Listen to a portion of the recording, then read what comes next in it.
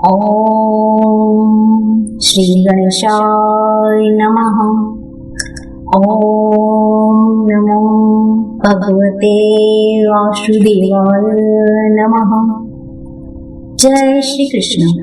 કનૈયાની પ્રિય ગોપીઓ, આપ સૌનું મારી ઓમ ડિવાઇન કથા યુટ્યુબ ચેનલ પર હાર્દિક સ્વાગત છે.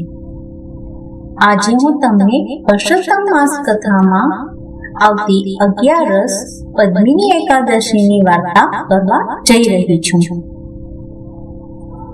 ત્રેતા યુગમાં મહિષ્મતી નામે નગરી હતી. તેમાં હૈહય નામનો રાજા રાજ્ય કરતો હતો. તેના વંશમાં કાર્તિવીર્ય નામે રાજા જન્મ્યો. આ રાજાને અનેક સ્ત્રીઓ હોવા છતાં સંતાન ન હતું. સંતાન પ્રાપ્તિ માટે તેણે દેવો, પિતૃઓ અને બ્રાહ્મણોનું પૂજન કર્યું, છતાં તેને સંતાન ન જ થયું.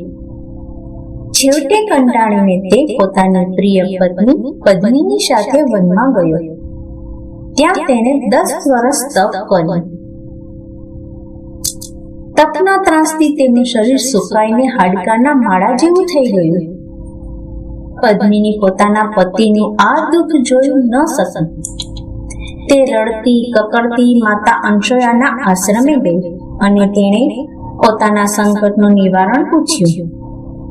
માતા અંશુયાએ કહ્યું, બહેન, પુરુષોત્તમ માસની સુદ એકાદશીનો દિવસ એ ઘણો પવિત્ર દિવસ ગણાય છે.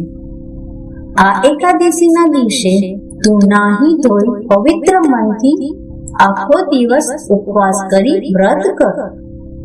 આ એકાદશીના વ્રતથી તારા મનના મનોરથ ફળશે અને પ્રભુ પ્રસન્ન થશે. પદ્મિનીએ માતા અંશુયાના કહ્યા પ્રમાણે વ્રત કર્યું. એટલે ભગવાન વિષ્ણુ ગરુડે ચડીને ત્યાં આવ્યા. પદ્મિની ભગવાનના દર્શન કરી પાવન થઈ. ભગવાને તેનું મન દુઃખ જાણી એક બળવાન પુત્રનું વરદાન આપ્યું. રાણી પદ્મિની ભગવાનનું વરદાન પામી પોતાના પતિ સાથે નગરમાં આવી. થોડા વખતમાં રાણીએ એક પુત્રનો જન્મ થયો. કેવો પુત્ર! દેવ, દૈત્ય કે માનવથી ન જીતાય એવો. તે આવા અજીત પુત્રની માતા થઈ. બોલીએ શ્રી પૂર્ણ પુરુષોત્તમ ભગવાનની જય. હે પ્રભુ શ્રી કૃષ્ણ, આ પવિત્ર પુરુષોત્તમ માસમાં ભક્તિ, શ્રદ્ધા અને સારા કર્મ કરવાની અમને બધાને શક્તિ આપજો. જે કોઈ આ કથા શ્રદ્ધાથી સાંભળે કે કરે તેમના તમામ દુઃખ દૂર થાય અને તેમના જીવનમાં સુખ શાંતિ આવે.